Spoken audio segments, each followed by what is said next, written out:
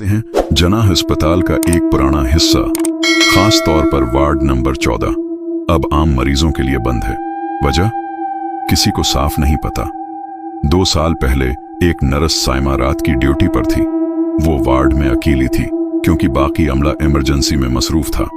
उसने बताया कि तकरीबन रात के 3 बजे जब वो फाइलें चेक कर रही थी, उसे लगा जैसे किसी ने उसके पीछे से आहिस्ता से कहा, ड्रिप बदल दो, खून रख रहा है। साइमा ने मुड़कर देखा, मगर बेड खाली था। कुछ लम्हे बाद दरवाजा खुद ब खुद बंद हो गया और बल्ब हल्का सा टमटमाने लगा। वो भागकर बाहर निकली, मगर तब भी आवाजें आती रहीं, जैसे कोई आहिस्ता आहिस्ता चल रहा हो, बेडशीट खींच रहा हो। अगली सुबह जब वार्ड की सफाई हुई, एक पुरानी फाइल मिली जिस पर मरीज का नाम लिखा था, अब्दुल क्यूम, तारीखी वफात 9 अक्टूबर 1998, और आखिरी नोट में नर्स ने लिखा था, दर बंद हो गई थी मगर मैंने बदल दी थी। इसके बाद से वार्ड नंबर 14 बंद कर दिया गया, लेकिन बाज अमले के मुताबिक आज भी जब जना अस्पताल में रात गहरी हो जाती है तो उस बंद वार्ड की खिड़की के अंदर से हल्की सी रोशनी नजर आती है, जैसे कोई नर्स अब भी किसी मरीज की देखभाल कर रही है। हॉस्पिटल जहां हर दिन हजारों मरीज आते हैं, लेकिन स्टाफ कहता है कि इस हॉस्पिटल का बेसमेंट ऐसा है जहां रात को कोई अकेला उतरने की हिम्मत नहीं करता। क्यों? क्योंकि वहां आज भी उन रूहों की हंसी गूंजती है जो जिंदा वापस कभी नहीं आई। साल 2014 की बात है। होली फैमिली हॉस्पिटल में एक जूनियर डॉक्टर की नाइट ड्यूटी लगी। काम कम था तो वो फाइलें लेने के लिए बेसमेंट के रिकॉर्ड रूम में चला गया।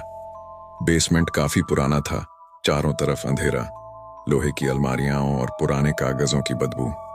जैसे ही उसने लाइट ऑन की, उसे महसूस हुआ जैसे किसी साए ने रैक के पीछे से गुजरकर आंखों से ओझल हो गया हो। थोड़ी देर बाद हल्की सी बच्चे की हंसी सुनाई दी। डॉक्टर ठिठक गया क्योंकि उस वक्त बेसमेंट में कोई बच्चा था ही नहीं। वो जल्दी से बाहर निकलने लगा तो उसकी नजर एक पुराने व्हील चेयर पर पड़ी जो बिना किसी के बैठे धीरे धीरे अपने आप चल रहा था। डर के मारे वो भागा और ऊपर जाकर गार्ड को सब कुछ बताया। गार्ड ने बस इतना कहा, बेटा, इस बेसमेंट में पहले बच्चों का वार्ड हुआ करता था। 90s में यहां आग लगी थी और कई बच्चे जिंदा चल गए थे। तभी से रात को कोई भी इस बेसमेंट में अकेला नहीं जाता। कहते हैं होली फैमिली हॉस्पिटल के बेसमेंट में आज भी उन मासूम रूहों की हंसी और उनकी चीखें गूंजती हैं जो कभी अपनी मां की गोद तक वापस नहीं लौट सकी। मजीद ऐसी रियल और हॉरर स्टोरीज के लिए फॉलो करें मिड जजीरा है, जहां लोग कहते हैं कि कोई जिंदा वापस नहीं आता। मैथ्यू, एक मछुआरा, तूफान में रास्ता भूलकर इस जजीरे तक पहुंच गया। जख्मी था, तभी उसे एक डॉक्टर मिला जिसने कहा, मेरा हॉस्पिटल पास ही है, चलो मैं तुम्हारा इलाज करता हूँ। मैथ्यू उसके साथ चला गया और हॉस्पिटल देखकर पहले तो उसे सुकून मिला। डॉक्टर्स, पेशेंट सब मामूल के मुताबिक था, लेकिन कमरों में लगी तमाम घड़ियां एक ही वक्त पर रुकी हुई थीं और हर शख्स उसे अजीब नजरों से घूर रहा था। डॉक्टर कुछ औजार लेने गया और मैथ्यू थकन में सो गया या शायद बेहोश हो गया। होश आया तो मंजर बदल चुका था।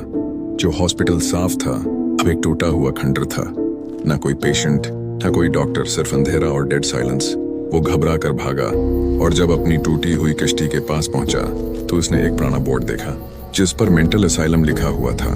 ये देखकर उसकी सांसें रुक गईं। इसी दौरान उसने अपने दोस्तों को देखा जो उसे तलाश करते हुए जजीरे के करीब पहुंच गए थे।